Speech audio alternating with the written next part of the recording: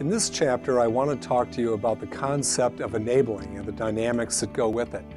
Enabling is a word that we hear bandied about quite a bit, and it's important to understand exactly how it works in the whole process of addiction and family dynamics.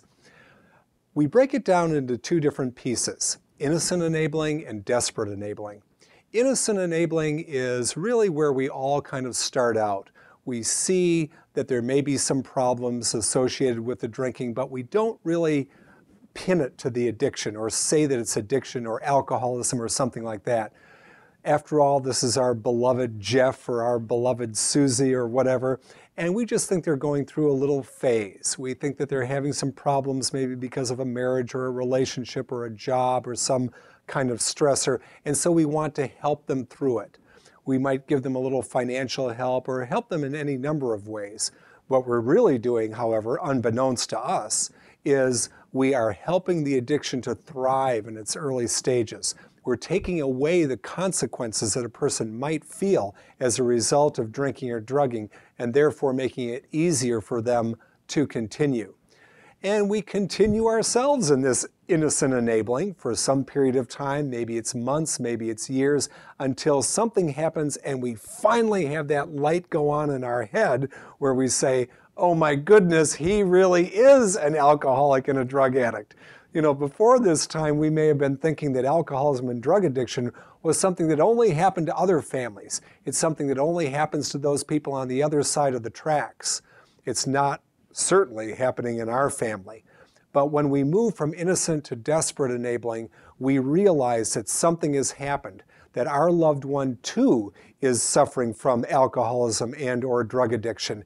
And so we don't want them to wind up in jail or some kind of terrible trouble like those people from the other side of the tracks. So we go into high gear. We lend more money, we cover up with the boss, we do different things to help the enabling, to enable the person, and unbeknownst to us again, continue to help that addiction to thrive. It's a real problem because we think that we're being caregivers. We think that we're the ones that are propping the person up and helping them to continue in their life even while they're on these stormy seas. But in fact, we're just being caretakers. You know, we're just taking care of things, putting Band-Aids here and there, and not really helping. There's also a sense of reward that we get from our enabling behaviors. That is when we step in and fix whatever the acute situation is that's happening right now at the moment.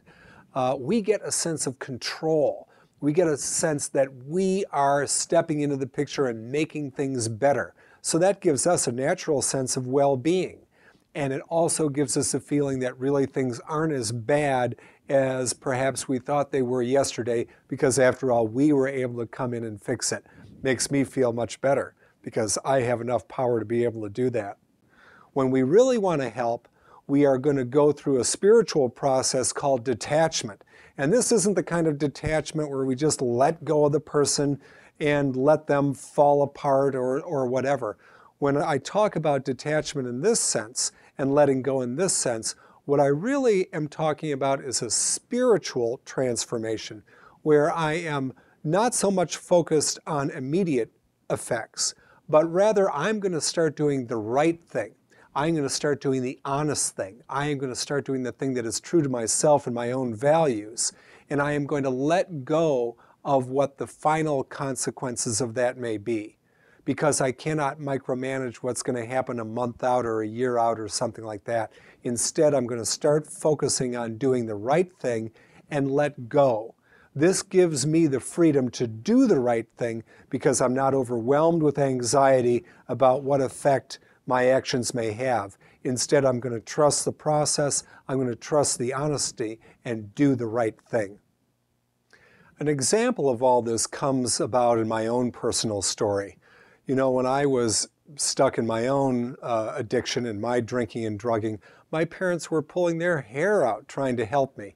They tried everything that they could think of. After all, I was a National Merit Scholar. I had been invited to attend just about every good college and university in the United States. And yet I was falling down deeper and deeper into my own alcoholism and drug addiction. They lent me money, they kept paying tuition, they would bail me out of trouble when I got into car crashes and was getting into legal difficulties. They did everything in the world to try to hold me up and push me forward, but none of it worked. In fact, all it really did was make it more comfortable for me to be a practicing alcoholic. Of course, they had no idea about this until they started to take the time to really learn about chemical dependency and, more importantly, to learn about intervention. Once they did that and really got some good advice on intervention, then they were able to re-engage in my life in a more positive and constructive way and finally do an intervention that was able to pull me out of the terrible hole that I had fallen into and get me into treatment where I could get the help that I needed and get into recovery.